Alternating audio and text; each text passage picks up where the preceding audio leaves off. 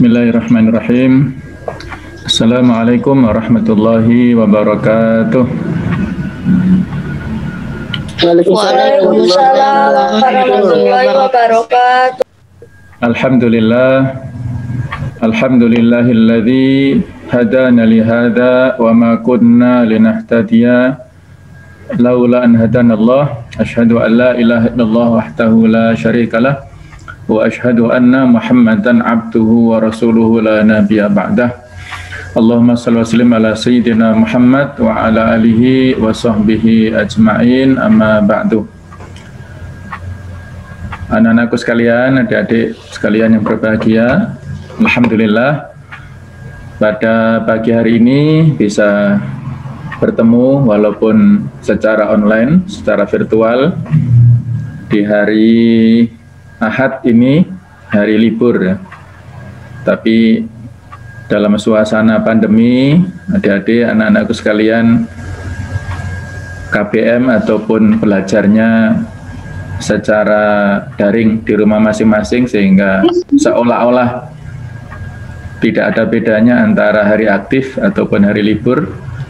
Ya, semuanya tidak lepas dari takdir Allah Ta'ala, harus kita hadapi dengan penuh kesabaran, penuh optimisme, dan juga penuh semangat insya Allah ya.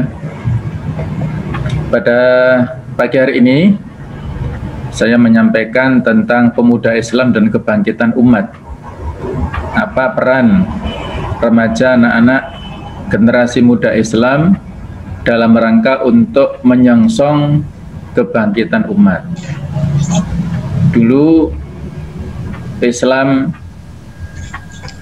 memiliki posisi yang tinggi atau mendapatkan kejayaan sejak diutusnya Rasulullah SAW, kemudian diteruskan oleh para sahabat, para tabi'in dan generasi sesudahnya. Islam mendapatkan kejayaan, dan insya Allah nantinya masa depan juga milik kita, umat Islam. Mungkin yang bisa merasakan bukan generasi Bapak Ibu kalian ya seperti kami ini, tapi insya Allah bisa jadi yang merasakan keberhasilan dari apa yang sudah ditanam oleh pendahulu kita, itu adik-adik semuanya, anak-anakku semuanya, insya Allah mudah-mudahan ya, khususnya di Indonesia yang mayoritas adalah penduduknya Muslim terbesar di dunia.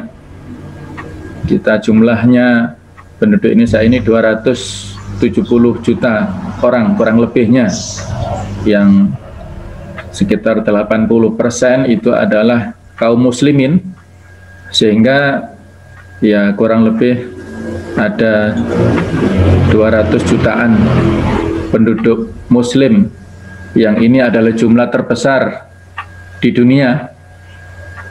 Kalau dibandingkan dengan tetangga kita Malaysia, jumlah penduduknya hanya 30 juta.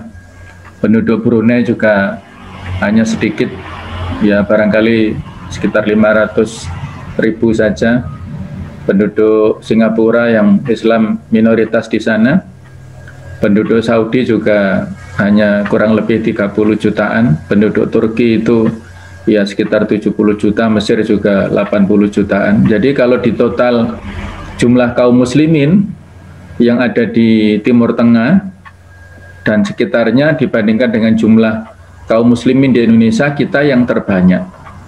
Sehingga harapan kaum muslimin sedunia dengan posisi umat Islam di Indonesia ini sangat besar.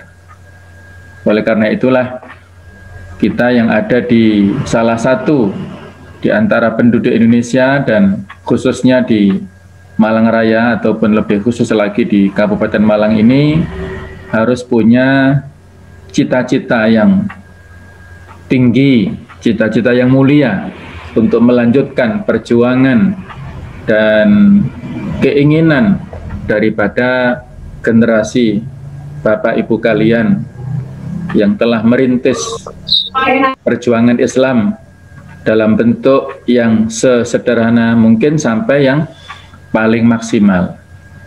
Maka di kesempatan yang singkat ini mari kita bersama-sama di waktu yang singkat ini kita mencoba untuk menghayati apa saja peran pemuda Islam dalam rangka menyongsong kebangkitan umat ini. Marilah sejenak kita berupaya untuk merenungkan realita pemuda Islam. Ada sebuah hadis riwayat dari Hakim dan Tabrani bahwasanya Rasulullah SAW bersabda, "Man lam yahtamma bi amril muslimina falaisa minhum." Barang siapa yang tidak peduli dengan urusan kaum muslimin, maka ia bukanlah bagian darinya. Kalau seorang muslim tidak peduli dengan orang lain, yang diurusi hanya dirinya sendiri, keluarganya sendiri, dia tidak ingin tahu tentang lingkungannya, tentang orang lain, tentang dunia Islam, maka berarti status keislamannya perlu dipertanyakan. Karena identitas keislaman itu bukan hanya sebatas pengakuan secara zahir, tapi juga yang lebih inti adalah bagaimana hati kita itu betul-betul terwarnai oleh warna corak pemikiran Islam. Kita punya loyalitas. Apa itu loyalitas? Adalah keterikatan dengan kaum muslimin yang lain. Dan kita adalah satu tubuh.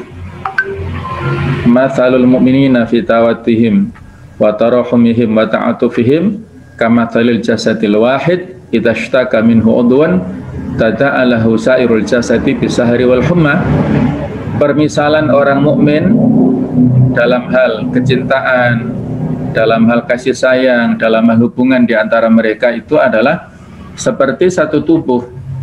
Kalau ada anggota tubuh yang merasa sakit, maka seluruh tubuh menjadi menggigil, panas. Kalau yang tersandung jempol kaki, mulut bilang aduh, terus tangan sudah sikap untuk membersihkan darahnya misalnya, terus mengambil obat-obatan, itulah yang seharusnya dimiliki oleh kaum muslimin. Mereka ini adalah harus seperti satu tubuh yang saling kerjasama antara satu dengan yang lain. Harus saling peduli dengan urusan sesama kaum muslimin. Khairun nas anfa'uhum linnas. Sebaik-baik manusia adalah yang paling banyak memberikan manfaat kepada orang lain. Bukan yang paling banyak hartanya, bukan yang paling banyak ilmunya, bukan yang paling banyak ibadahnya, tetapi anfa'uhum, yang paling banyak memberi manfaat. Bukan yang paling banyak menerima manfaat. Kita paling banyak menerima manfaat itu mungkin dalam bentuk harta, ilmu, ataupun potensi yang lain. Kalau semata-mata untuk kita nikmati sendiri, maka itu tidak ada kelanggengan atau tidak ada investasi yang bisa kita sumbangkan untuk umat. Jadi dia hanya menikmati untuk dirinya sendiri. Itu tidak bagus dalam pandangan Islam. Yang diinginkan oleh Islam adalah bagaimana agar apa yang kita miliki itu berupa kecerdasan, akal pikiran, kemampuan berpikir, juga ilmu, tenaga, pikiran, dan apa yang diberikan Allah kepada kita itu menjadi sarana untuk berbagi kepada sesama. Itulah dalam bentuk kepedulian itulah yang sangat beragam saat ini. Yang diinginkan adalah dalam rangka untuk memberikan sumbangsih terhadap kemajuan dan kejayaan Islam di masa yang akan datang. Ini sekedar untuk ilustrasi, ada semacam fenomena hedonisme dan hura-hura di kalangan pemuda-pemudi. Produk hedonisme dan hura-hura ini misalnya berupa gaya hidup pesta dan dugem. Ada kontes idol dan sejenisnya. geng motor dan klub-klub lainnya, PlayStation dan game online. Bahkan ada yang kecanduan narkoba, ada juga yang gila bola luar biasa. Suka bola boleh, tapi kalau sampai melupakan waktu sholat, sampai berlebihan itu tidak boleh. Ini diantara macam-macam fenomena. Fenomena itu adalah kejadian yang ada di sekitar kita ini, terutama yang menimpa generasi muda ini, generasi muda umat Islam. Ini sekilas saja, mereka memterturkan hawa nafsu syahwat yang bergelora. Ada survei dari Komnas Anak di 12 provinsi dengan responden 4.500 remaja tahun 2010, bahwa 97% remaja SMP dan SMA pernah melihat film porno. 93,7% pernah berciuman hingga berjumbu, 62,7% remaja SMP sudah tidak perawan, 21,2% remaja SMA pernah aborsi. Ini sekilas saja ya. Bahkan ada salah satu berita fakta dari kawan guru, dia dari salah satu lembaga pendidikan yang ada di pedesaan, maksudnya yang di ya tidak jauh-jauh dari kita itu, ternyata mayoritas ketika ditanya oleh gurunya dengan memejamkan mata, siapa yang pernah melakukan pacaran sampai berlebihan ya, sampai ya mohon maaf yang seperti itulah ya, yang sudah tidak layak lagi, itu dari 30 anak yang ngacung itu adalah 20 orang, sementara 10 enggak. Ini sebuah kejadian yang sangat memilukan. Generasi muslim tetapi banyak yang memiliki akhlak buruk. Lalu apakah yang tersisa untuk kebangkitan Islam? Insya Allah optimisme itu masih ada, walaupun saat ini barangkali perlu untuk semangat kita bersama. Ada beberapa kejadian atau fenomena di sekitar kita, misalnya masjid hanya diramaikan oleh orang-orang tua dan mereka yang miskin saja. Terutama di beberapa masjid perumahan itu, yang memakmurkan adalah para pensiunan pegawai yang usianya 60 tahun ke atas. Ya, walaupun ada beberapa yang makmur masjidnya, tapi itu minoritas ya. Yang kebanyakan adalah banyak diisi oleh orang-orang tua. Mereka memang sudah selayaknya takarrub, mendekatkan pada Allah dengan banyak ibadah karena sudah uzur ya usianya.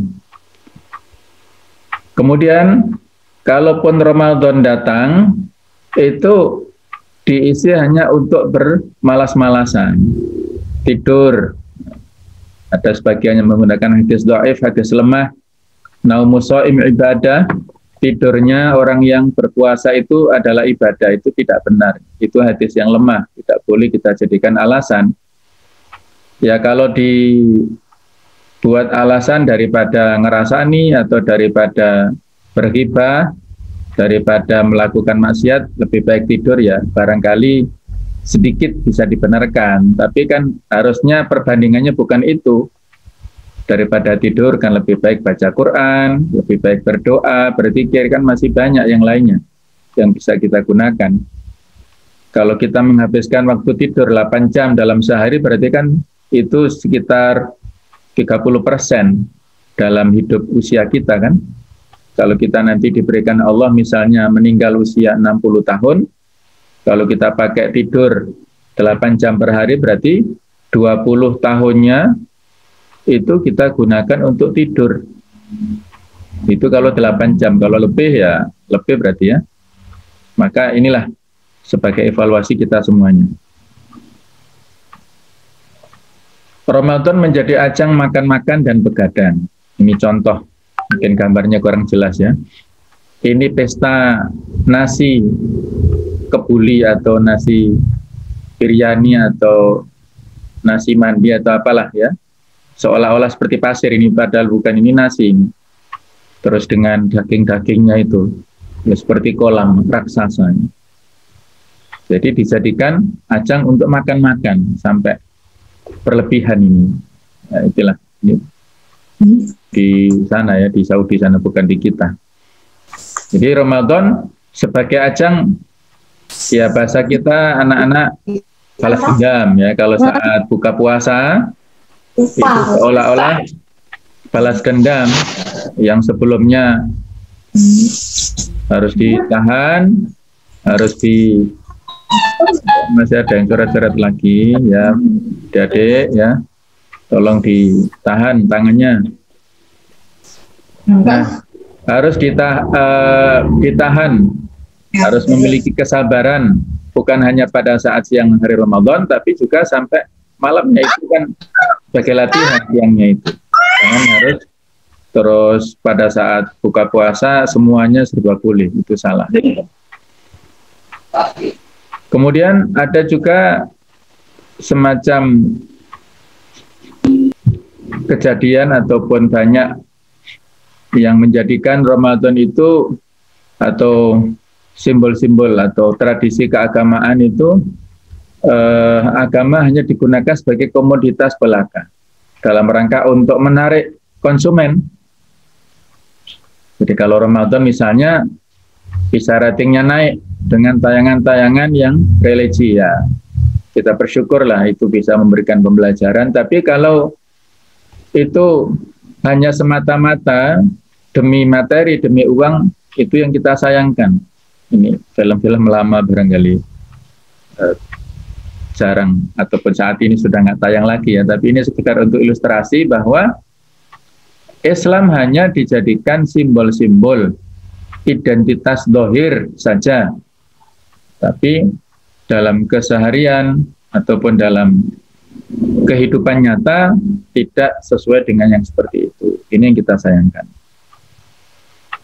Islam sebatas sisi spiritual semata, hablum minallah. Hanya baik sholatnya, hanya baik ibadahnya, tetapi dalam kehidupan sosialnya tidak baik. Ya, kita tidak bisa menyalahkan siapa-siapa, itu kita kembalikan pada diri kita sendiri ya. Tidak menilai orang lain, kita kembalikan pada diri kita. Kan ada dialog antara guru dengan muridnya itu. Ada seorang murid bertanya, Pak Guru, ada seorang yang ibadahnya baik, tapi sosialnya tidak baik. Ada lagi orang lain yang sosialnya baik, ibadahnya tidak baik. Itu kira-kira yang lebih bagus mana, Pak Kiai atau Pak Guru? Kata gurunya, dua-duanya bagus, nah. Yang ibadahnya baik, sosialnya tidak baik, itu insya Allah dia akan memperbaiki sosialnya. Dia akan diberikan petunjuk, berusaha untuk memperbaiki sosialnya. Kebalikannya, kalau dia sosialnya bagus, ibadahnya tidak bagus, itu juga kalau dia berupaya, insya Allah dia akan belajar dan ibadahnya juga semakin bagus. Terus muridnya tanya lagi, terus yang tidak bagus siapa Pak Kiai? Ya, Kiainya bilang yang nggak bagus ya kita, nak.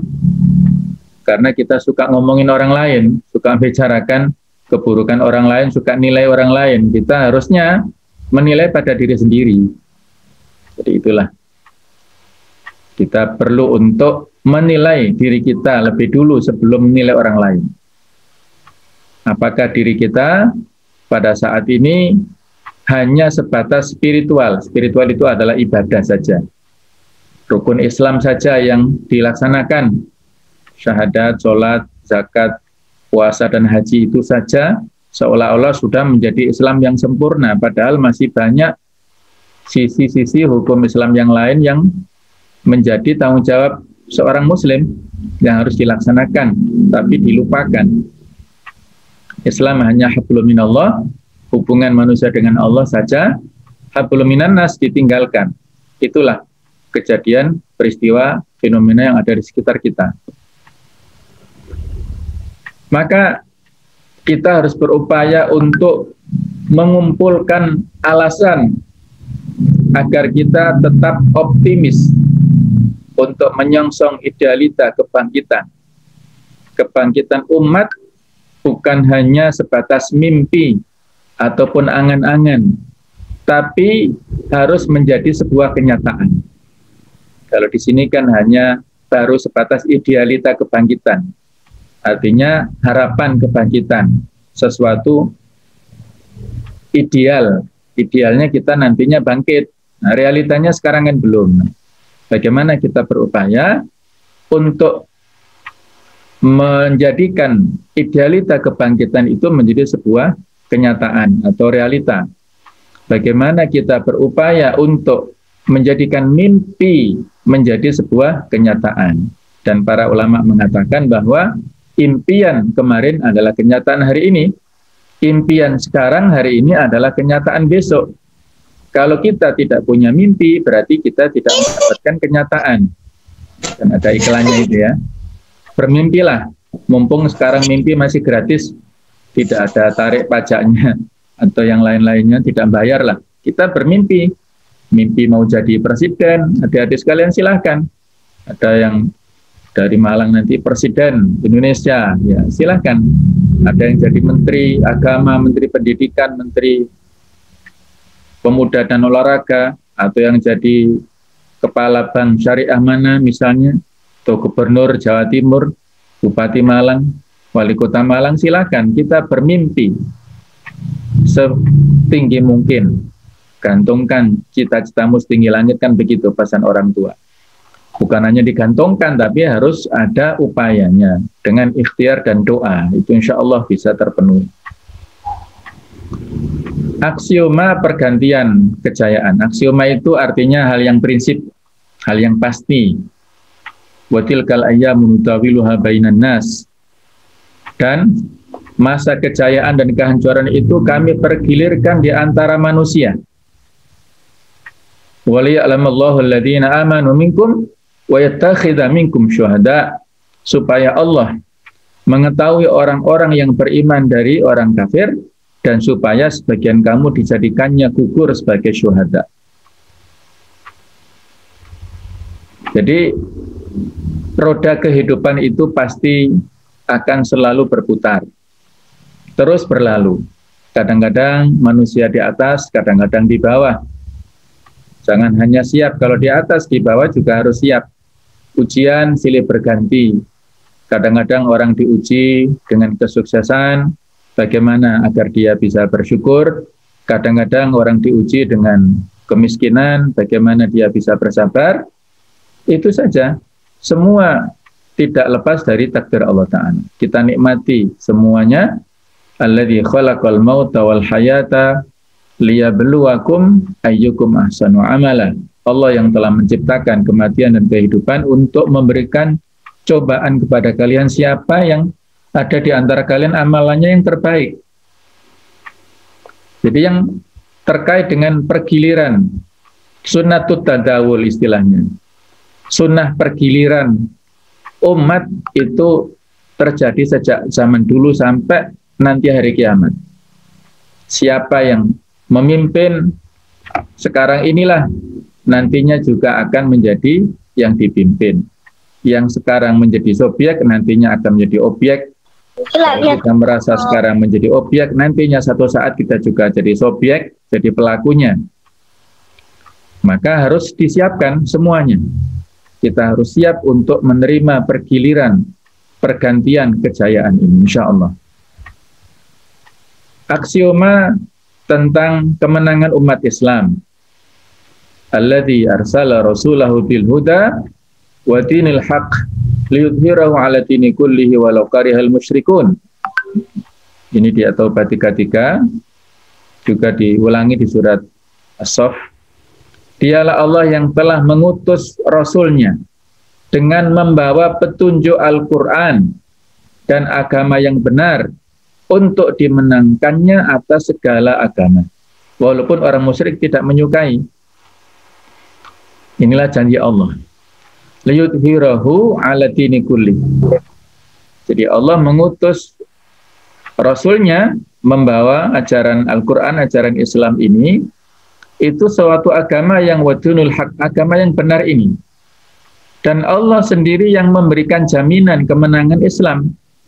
Idharuddin Iqamatuddin, tamkinuddin, memenangkan Islam atas agama yang lainnya, itu adalah jaminan dari Allah Subhanahu wa Ta'ala.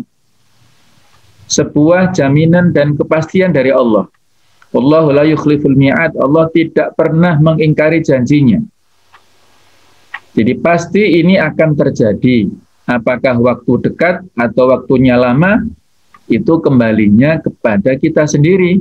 Innallaha la yughayyiru ma biqaumin hatta yughayyiru ma bi anfusihim. Allah tidak merubah nasib satu kaum sebelum mereka merubah nasibnya sendiri, kaumnya ini.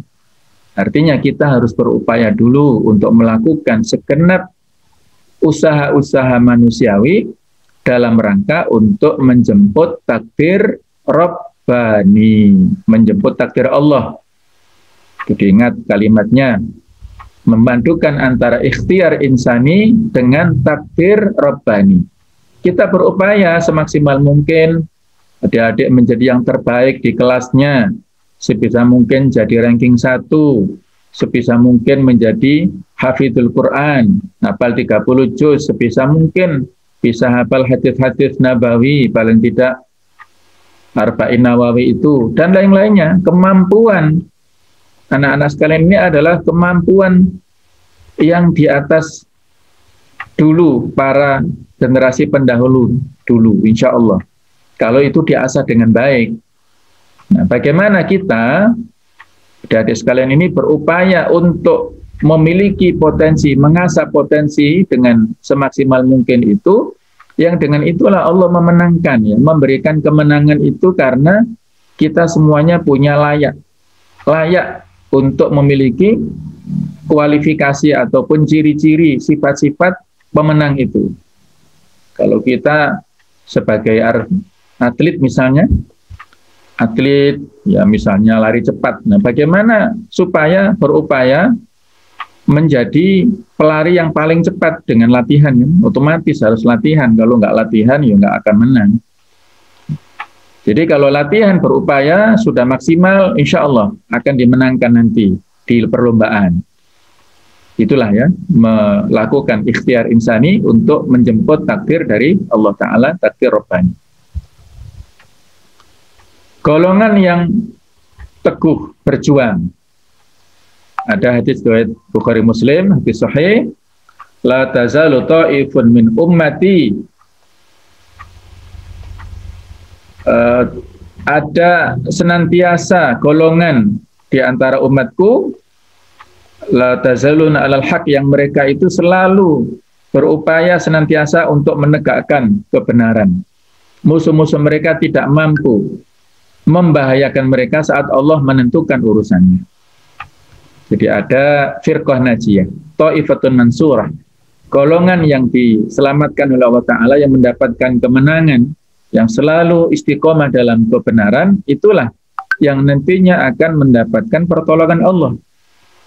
Jadi kembali pertolongan itu ditujukan kepada kita masing-masing, bukan kepada orang lain, ya. Kita kembali introspeksi, berevaluasi, mengevaluasi pada diri kita masing-masing.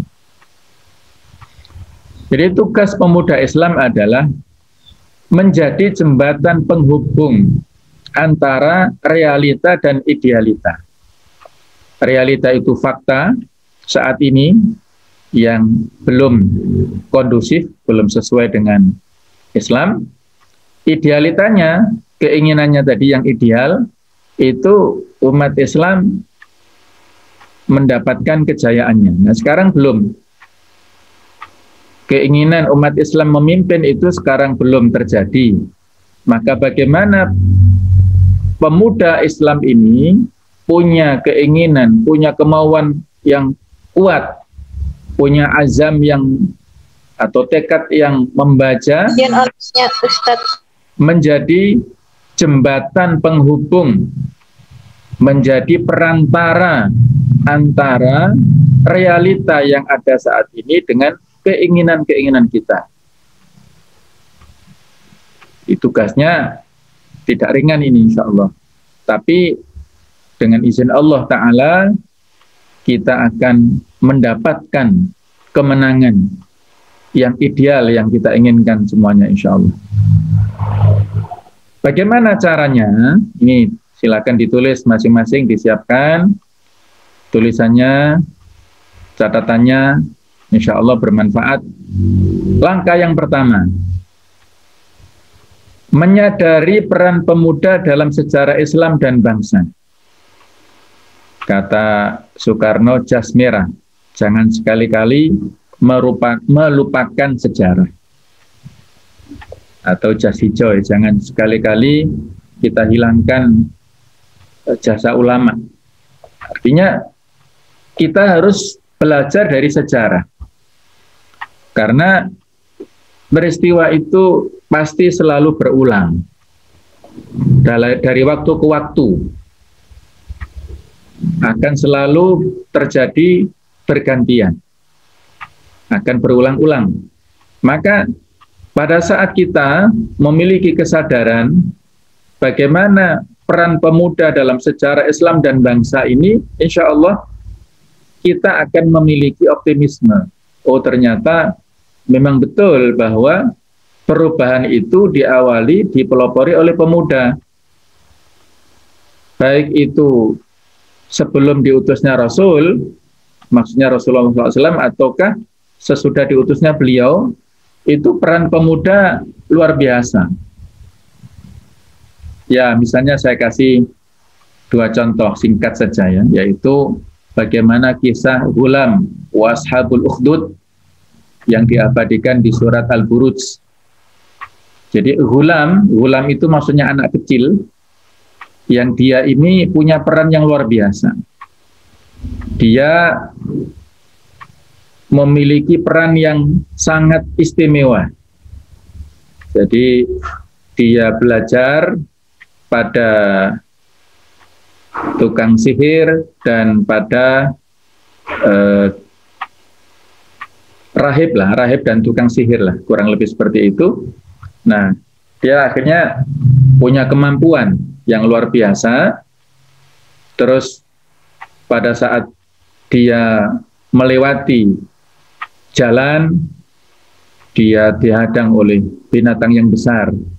Terus dia mengatakan dan berdoa, ya Allah, apabila si rahib itu adalah tokoh agama, itu lebih benar daripada si sahir, tukang sihir, maka dengan lemparan batu ini saya mohon kepadamu ya Allah, bunuhlah binatang yang besar itu. Akhirnya Allah mengizinkan dan akhirnya dia percaya pada rahib ini, dan intinya ada keimanan dalam dirinya.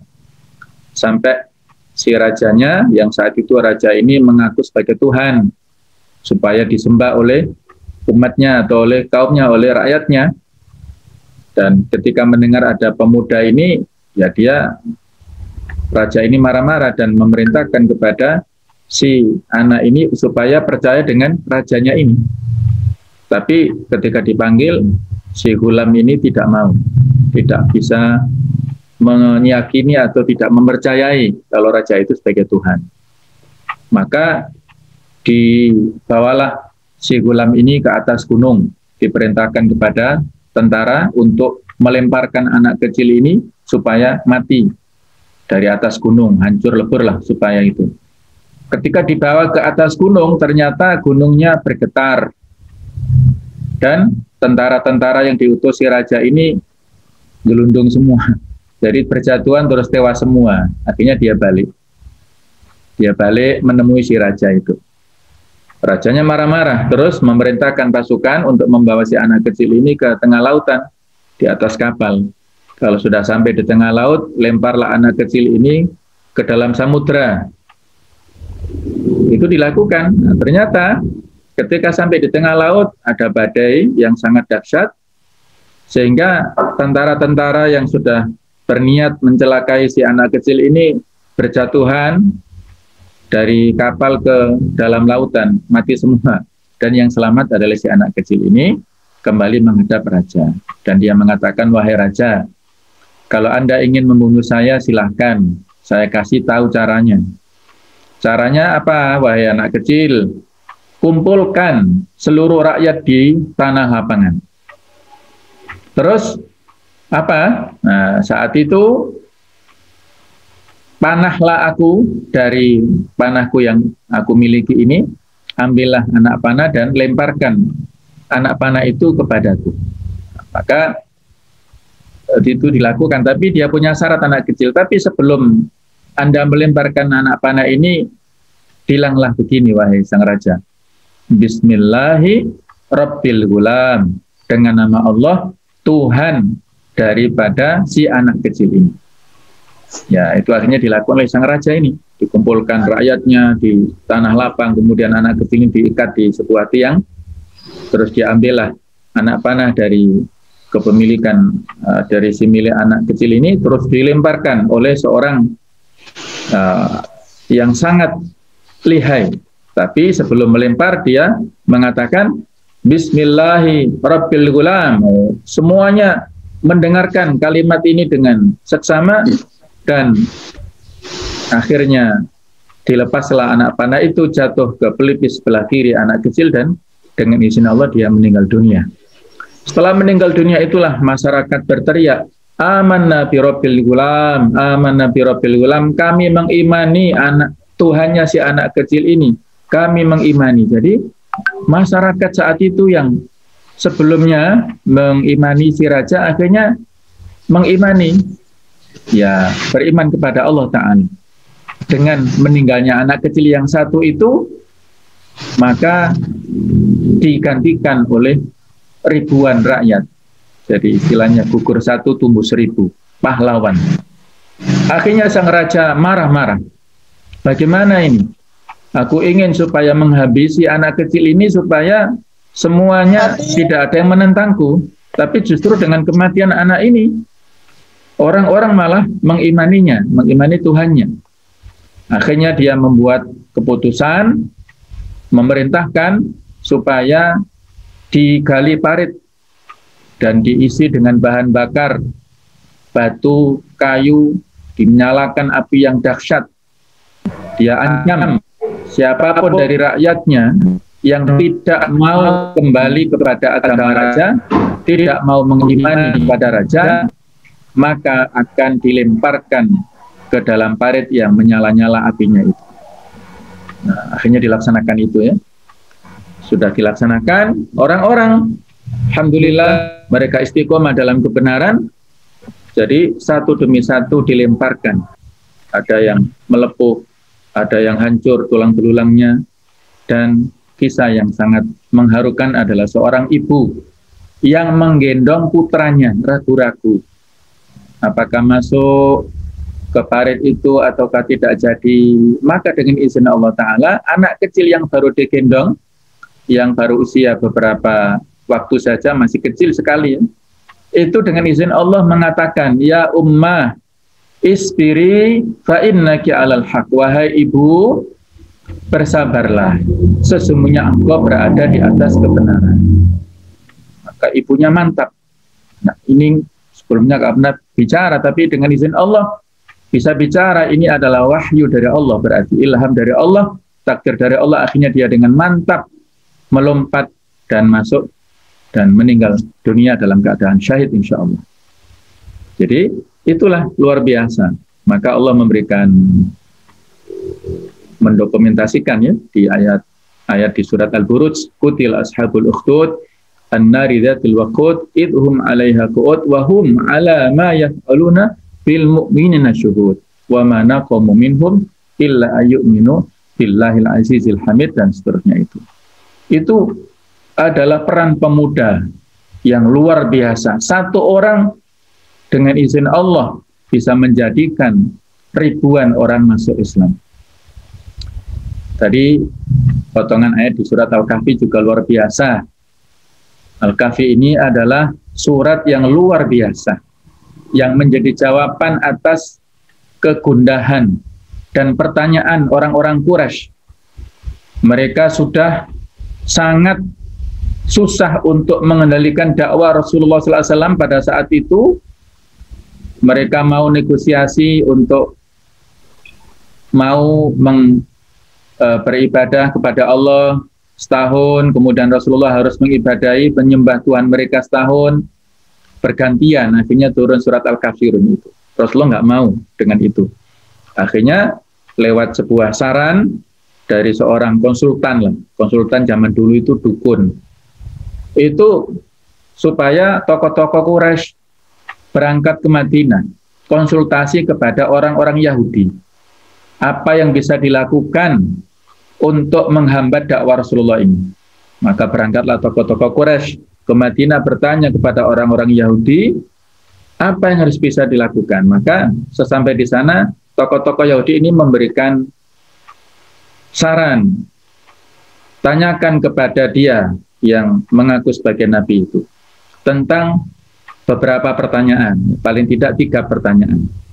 Tanyakan tentang pemuda yang dulunya mengasingkan diri dari pengaruh raja yang saat itu. Siapakah dan bagaimanakah pemuda itu? Yang kedua, tanyakan seorang raja yang punya kekuasaan luas dari timur sampai barat. Siapakah dan bagaimanakah dia? Dan yang ketiga, tanyakan tentang masalah ruh. Kalau dia betul-betul seorang nabi, maka maka dia akan bisa memberikan jawabannya. Tapi kalau dia sebagai pembohong, ya dia nggak akan bisa menjawabnya. Akhirnya pulanglah tokoh-tokoh Quraisy ini dengan membawa wawasan seperti itu. Maka langsung mereka menemui Rasulullah SAW. Ya Muhammad, kami bertanya kepadamu tentang 3 hal yang tadi kita sebutkan, kami tunggu jawabannya. Kata Rasulullah SAW, besok saya akan menjawabnya. Nah, beliau lupa dengan mengatakan insya Allah ini. Akhirnya datanglah orang-orang Yahudi besok, tapi wahyu belum turun dari langit. Rasulullah nggak bisa jawab, nggak bisa ngarang-ngarang sendiri. Hari kedua datang, belum ada jawaban lagi. Yang ketiga datang, belum ada jawaban. Akhirnya sudah ribut ini orang-orang Quraisy, menyebarkan isu-isu itu Muhammad pembohong, hanya membual saja. Maka Rasulullah galau, bagaimana ini? Wahyu tidak turun-turun. Akhirnya pada hari ke-15 Allah Ta'ala memerintahkan kepada 70.000 malaikat menurunkan surat Al-Kahfi secara penuh kepada Rasulullah Shallallahu Alaihi Wasallam. Luar biasa, subhanallah ya. 1 ayat penuh diturunkan dalam rangka memberikan jawaban, ditambah tentang masalah ruh tadi ya. Yas'alunaka 'anir ruh. Mereka bertanya kepadamu tentang masalah ruh. Qulir ruhu min amri rabbi. Katakanlah, ruh itu urusan Allah di surat Al-Isra itu. Akhirnya itu dijadikan sebagai jawaban atas pertanyaan orang-orang Quraisy.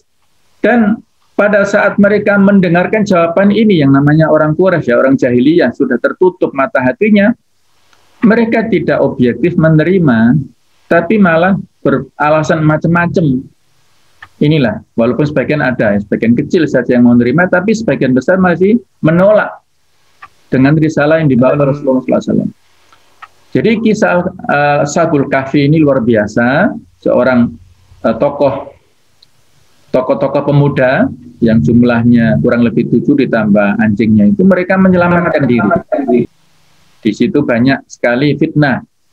Di dalam surat Al-Kahfi ini ya, ada fitnah kekuasaan, fitnah akidah, fitnah harta, fitnah ilmu. Nah, itu lengkap di sana. Kisah-kisahnya bagus sekali. Tentang pemuda ini adalah fitnatul akidah, fitnah dalam bentuk ujian, dalam bentuk keimanan. Mereka menyelamatkan diri dari kezaliman sang raja yang tadi itu yang ngaku sebagai Tuhan dan ingin disembah-sembah. Mereka supaya nggak dibunuh, melarikan diri ke Al-Kahfi. Al-Kahfi artinya gua, yang situsnya sampai sekarang masih ada di daerah atau di negara Yordania, ada di sebelah selatan wilayah ibu kota Aman, ibu kota Yordania itu masih ada situsnya Al-Kahfi, yang ini menunjukkan kebenaran tentang cerita Ashabul Kahfi yang luar biasa itu. Itu adalah tokoh yang diperankan oleh para pemuda. Kalau kita lihat generasi para sahabat, As-Sabiqunal Awwalun ataupun Al-Asyra Al-Mubasysyaruna bil Jannah, 10 sahabat yang dijamin masuk surga tanpa hisab, yang disebutkan dalam hadis riwayat Tirmidzi itu mayoritas berusia muda saat pertama kali masuk Islam. Ya, hanya beberapa yang tua ya, generasi tua, misalnya Abu Bakar As-Siddiq 37 tahun ya, termasuk tua. Umar bin Khattab 26 tahun, ya ini relatif masih pemuda lah. Utsman bin Affan 34 tahun. Ali bin Abi Thalib ini yang masih sangat belia, 8 tahun. Thalha bin Ubaidillah 14 tahun.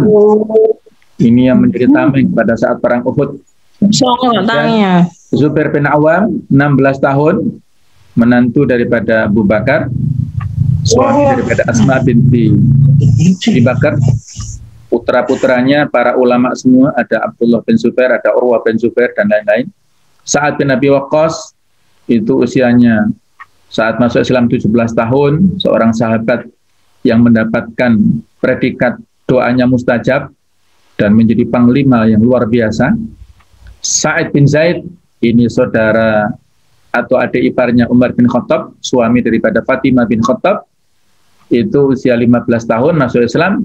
Abu Ubaidah Amir bin Jarrah itu relatif ya agak tua sedikit tapi masih pemuda, 27 tahun, yang mendapatkan predikat Aminu Hadhil Ummah, yaitu seorang pemuda yang bisa dipercaya di umat Islam ini adalah Abu Ubaidah.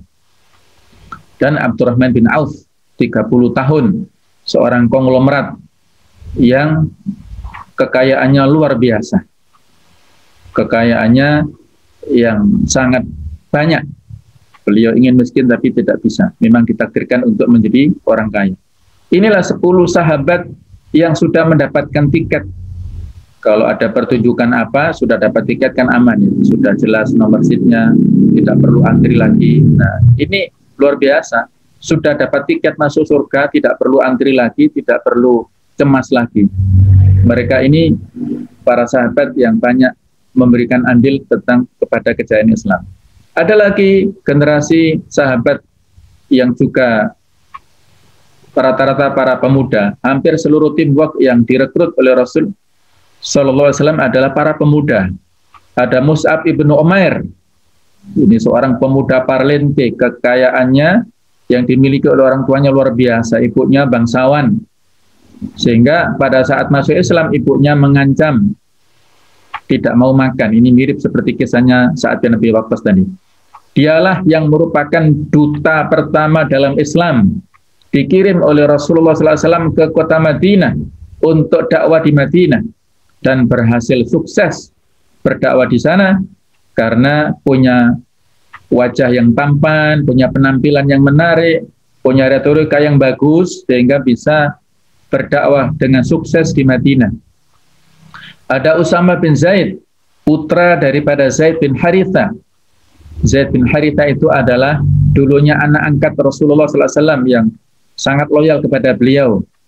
Pada usia yang sangat muda, 17 atau 18 tahun, menjadi panglima untuk melawan pasukan Persia atau pasukan Romawi, ya. Bukan Persia tapi pasukan Romawi.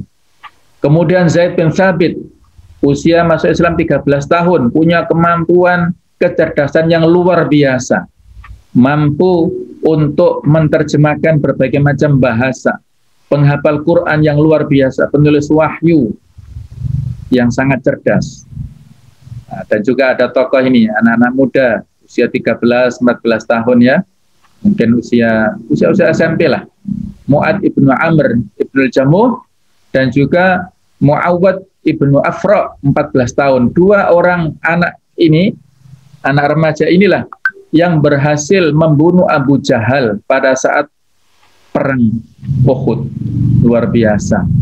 Mereka ini datang ke medan perang tanpa izin, bertanya-tanya sambil membawa senjata, ketemu dengan Abdurrahman bin Auf. Ya ammi, wahai pamanku, mana yang bernama Abu Jahal itu? Itu nak, ada apa kalian berdua? Oh, langsung tanpa pikir panjang, dua anak ini langsung merangsak dan menusukkan senjatanya kepada Abu Jahal. Tokoh yang selalu memusuhi dakwah Rasulullah itu adalah dibunuh oleh dua anak kecil ini. Luar biasa. Itulah ya, anak-anak ya, masih mungkin kalau sekarang 13-14 tahun ini masih main-main, main-main game atau main-main PlayStation ya, tapi ini pemuda remaja yang luar biasa, dulu sudah bisa membunuh musuh bebuyutan Rasulullah, Abu Jahal, yang sering mencelakai Rasulullah. Ada Al-Arqam bin Abil Arqam, usia masuk Islamnya baru 12 tahun. Beliau merelakan menjadikan rumahnya sebagai markas dakwah Rasulullah selama 13 tahun di Mekah itu memakai rumah Al-Arqam bin Abil Arqam. Ada Ja'far bin Abi Thalib, kakak daripada Ali bin Abi Thalib, 18 tahun, yang memiliki julukan Ja'far At-Tayyar, ya, yaitu Ja'far yang memiliki kemampuan terbang. Maksudnya dia itu punya 2 sayap nanti di surga, karena tangannya kanan kiri bisa terpotong ya pada saat perang Mu'tah. Beliau menggantikan, beliau adalah panglima di sana, dan akhirnya terbunuh. Kemudian digantikan Abdullah bin Ruwaha, juga terbunuh juga, dan kemudian digantikan oleh Khalid bin Walid. Ya, akhirnya bisa memenangkan pertarungan yang luar biasa. Itulah Ja'far At-Tayyar yang menjadi pemimpin kaum muslimin pada saat hijrah ke Habasyah. Dengan kecerdasan diplomasinya, Ja'far bin Abi Thalib ini menjadikan Raja Najasyi yang sebelumnya terpengaruh oleh utusan dari Quraisy, yaitu Amr bin As, supaya menolak para sahabat ini tidak boleh berdiam diri, tidak boleh mengungsi ke Habasyah. Tapi akhirnya Raja Najasyi mengizinkan kepada para sahabat ini dengan diplomasi yang sangat cerdas yang dilakukan oleh Ja'far bin Abi Thalib. Ada juga Amir bin Fahir, yaitu seorang ya semacam pembantu atau budaknya Abu Bakar, yang membantu pada saat Abu Bakar dan Rasulullah itu transit di Gua Thur saat perjalanan hijrah ke Madinah itu. Beliau transit di Gua Thur, dan yang memerahkan susu, yang bertugas untuk menghapus jejak Rasulullah dan Abu Bakar dengan menggembalakan kambing itu Amir bin Fahir. Kemudian Muhammad ibnu Qasim As-Saqafi, 17 tahun. Ini barangkali sebagian kita belum mengenalnya. Dia adalah seorang pemuda dan gagah perkasa, juga menjadi panglima yang bisa menaklukkan dan menyebarkan Islam di Pakistan dan sekitarnya. Luar biasa. Ini adalah tokoh-tokoh pemuda yang mengguncang dunia, yang menorehkan sejarah yang luar biasa dan dikenang sepanjang masa, insya Allah. Lalu apa prestasi sejarah mereka?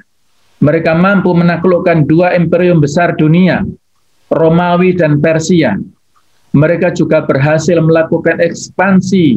Ekspansi artinya adalah penyebaran ke berbagai negara, sampai ke Sind di barat daya, Armenia dan Rusia, juga Syam atau Suriah, Mesir, Tripoli, dan sebagian Afrika.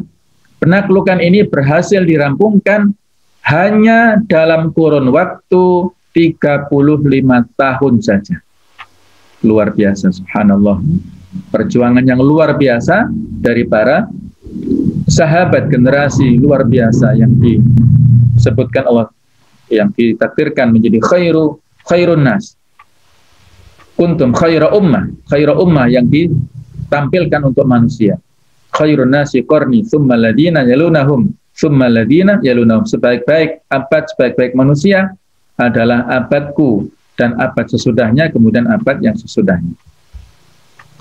Generasi yang berikutnya, pemuda yang bisa mengguncang dunia, mewarnai dunia, generasi berikutnya adalah Umar bin Abdul Aziz, yang disebut-sebut sebagai Khulafaur Rasyidin, yang kelima. Mereformasi pemerintahan dengan cepat, hanya dalam waktu 2 tahun, dan begitu melegenda. Sampai-sampai pada saat beliau mendata siapa di antara rakyatnya yang berhak untuk menerima zakat, tidak ada satupun yang daftar ke kerajaan. Karena mungkin mereka sudah mampu atau punya ifah, punya rasa gengsi, nggak mau disebut mustahik, sehingga zakatnya diekspor ke luar negeri. Salahuddin Al-Ayyubi menjadi sultan pada usia 23 tahun, yang dengan keberanian dan keimanannya mampu mengalahkan tentara salib serta merebut tanah Baitul Maqdis yang ada di dalamnya Al-Aqsa, Masjid Al-Aqsa. Dia adalah dari Bani Ayyubiyah, Kesultanan Ayyubiyah di Mesir, bisa berhasil menaklukkan Baitul Maqdis dengan izin Allah Ta'ala. Kemudian ada pemuda yang mengguncang dunia yang namanya harum sepanjang masa, Muhammad Al-Fatih, yaitu salah seorang khalifah dari Turki Utsmani, kalau tidak salah urutan yang ketujuh, sultan yang ketujuh dari Utsmani, dari khilafah Tur Utsmaniyah, yang dalam usia sangat muda, 21 tahun, telah mampu memimpin pasukan perang dan berhasil menaklukkan Konstantinopel yang sekarang ada di posisi Istanbul itu. Dialah yang berhasil mewujudkan mimpi, nubuat, prediksi kenabian dari hadis Rasulullah SAW bahwa latuftahanal Konstantiniyah fa ni'mal amiru amiruha wa ni'mal jaishu jaishuha.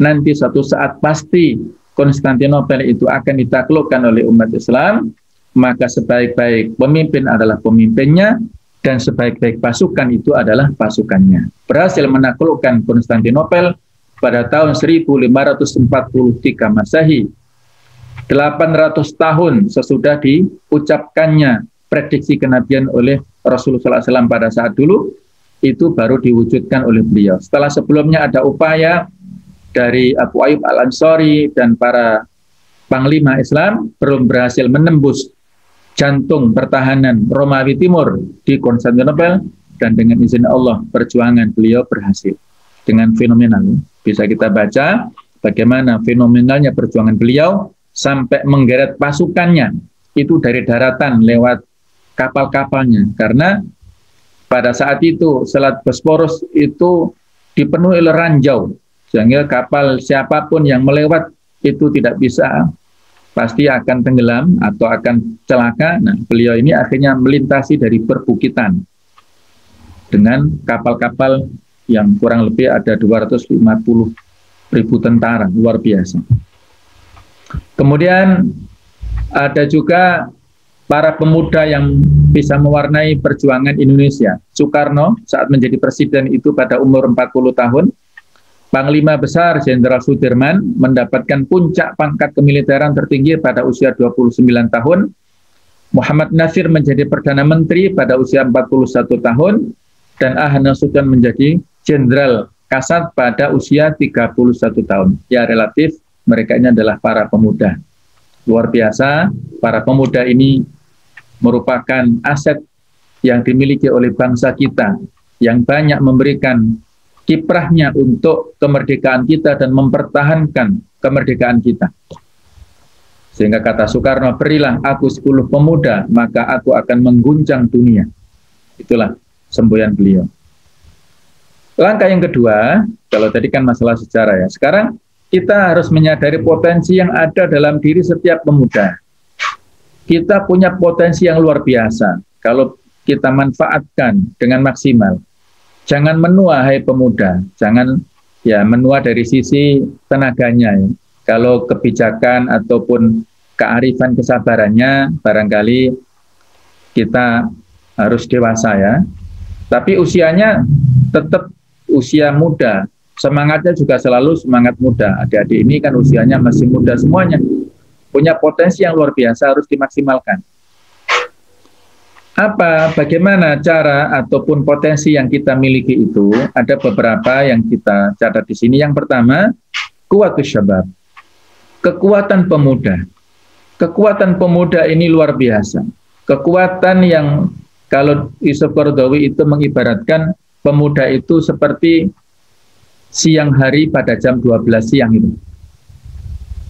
Jadi maksudnya kekuatannya maksimal. Jam 12 siang itu pas. Tidak ada redupnya. Kalau dimaksimalkan maka akan bisa memiliki kiprah yang luar biasa. Jadi kuwatus syabab ini kita eksplorasi, kita tingkatkan yang semaksimal mungkin. Kemudian yang kedua, berkontribusi tanpa pamrih, al-ato' bila tahazzub. Kita berkontribusi tadi sudah kita singgung ya. Maksudnya kita menyumbangkan segala potensi yang kita miliki ini tanpa pamrih. Tidak perlu dilihat dari suku, golongan, apa yang kita bantu, bahkan pada saat tertentu yang berbeda ideologi, berbeda agama dengan kita juga kita bantu, insya Allah. Dulu pada masa Rasulullah SAW juga begitu, beliau walaupun sering disakiti, diajak oleh tokoh Yahudi, oleh nenek-nenek Yahudi, tapi beliau kan sering menyuapi setiap hari, bahkan menyuapi si nenek ini, sehingga ketika beliau meninggal, kemudian digantikan Abu Bakar itu, nenek ini kan baru tahu ternyata yang saya caci itu Muhammad, artinya dia masuk Islam kan. Jadi tidak ada pamrih di situ. Kita lillahi ta'ala insya Allah ada balasannya untuk kita. Yang ketiga adalah kita menjadi kaumun amaliyun, yaitu generasi kaum yang selalu mengutamakan kerja. Kalau sekarang slogan pemerintah kerja, kerja, kerja, itu harus kita miliki. Bagaimana kita berupaya untuk memaksimalkan potensi dengan bekerja semaksimal mungkin sesuai dengan kapasitas kemampuan kita masing-masing. Yang ketiga, kita terbuka, ya. Asyura bil istibdad, kita terbuka, kita memiliki insyirah sadar, kelapangan dada, kita tidak terkungkung dengan ketertutupan atau dengan kejumutan. Kita terima perubahan, kita terima nasihat, kita terima masukan-masukan dari siapapun selama itu untuk kebaikan, dan jangan memiliki ya sifat yang apatis ataupun apatis itu adalah kebencian. Jadi jangan, kita harus berbaik sangka kepada orang lain, terutama sesama kaum muslimin. Nah, berikutnya adalah langkah yang ketiga, kita berupaya untuk membangun karakter pemuda Islam sebagai pilar kebangkitan umat. Jadilah pemuda yang berkarakter Islami, memiliki intelektualitas ilmu, humanitas akhlak, juga religiusitas dalam hal keimanan. Bahwasanya kita adalah pemuda Muslim yang akan bisa menyongsong kebangkitan umat di masa yang akan datang. Apa saja langkah yang ketiga ini yang harus kita lakukan? Yang harus kita miliki adalah yang pertama, kekuatan ruhiyah, filtering. Keimanan kita, kekokohan dalam bidang ruhiyah kita, dengan memperbanyak ibadah-ibadah yang khusus. Hablum minallah kita tingkatkan semaksimal mungkin. Yang kedua, dengan kecerdasan pemikiran. Kita asah kemampuan kita dengan banyak membaca buku-buku literatur, sekarang banyak sekali yang bisa kita akses informasinya, yang positif itu banyak sekali. Kemudian yang ketiga, penguasaan lapangan, networking, dengan memperbanyak relasi kita, keluarga besar kita, kemudian teman-teman, itu diperkokoh silaturahimnya. Kemudian yang keempat, kita punya visi yang jelas dan terarah. Visi kita sebagai pemuda Muslim adalah sebagai penerus perjuangan bangsa dan agama. Kita menjadi pemegang tongkat estafet perjuangan untuk Islam, menegakkan dinul Islam dengan potensi yang kita miliki. Ibarat kita jalan sudah jelas tujuannya, nggak belok kanan, nggak belok kiri. Ya barangkali perlu istirahat, transit di kanan kiri, mungkin seperti kita di perjalanan ada rest area atau ada tempat wisata, bolehlah silakan. Tapi sebentar saja, kita jangan berlama-lama di situ. Tujuan kita itu masih jauh, maka harus punya semangat yang tidak pernah padam. Kemudian kita siap bekerja sama dalam tim atau beramal jama'i. Jangan individualis.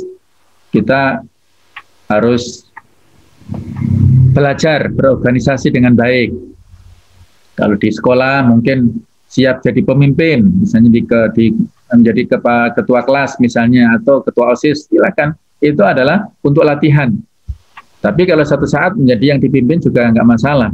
Jadi kita harus siap bekerja sama dalam tim. Jadi inilah 10 karakter Muslim tangguh yang ada, yang harus kita miliki, mulai daripada akidah yang lurus, ibadah yang benar, akhlak yang kokoh, wawasan yang luas, jasmani yang kuat, terjaga hawa nafsunya, teratur urusannya, mandiri, berpenghasilan, pandai menjaga waktu, serta bermanfaat bagi orang lain. Ada 10 sifat ini yang kita upayakan sama-sama.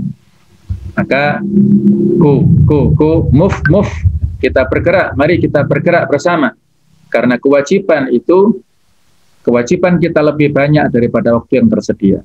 Al-wajibat aktsar minal awqat. Kewajiban-kewajiban kita lebih banyak dari waktu yang tersedia. Jangan merasa berlebihan waktunya sehingga dibuang-buang. Karena waktu ini nanti ada pertanggungjawabannya. Min husni islamil mar'i tarkuhu ma la ya'nihi. Di antara kebaikan Islam seseorang adalah meninggalkan sesuatu yang tidak bermanfaat. Ini setelah terakhir, alhamdulillah. Selamat berjuang, anak-anakku sekalian, adik sekalian, selamat menjemput kemenangan. Insya Allah, perjuangan kita akan berhasil. Nasrun minallahi wa fathun qarib. Insya Allah, ada pertolongan dari Allah, dan kita akan mendapatkan kemenangan insya Allah. Allahumma fiqh ila aqwamit thoriq wal hadi ila sawa'is sabil. Wassalamualaikum warahmatullahi wabarakatuh. Waalaikumsalam warahmatullahi wabarakatuh.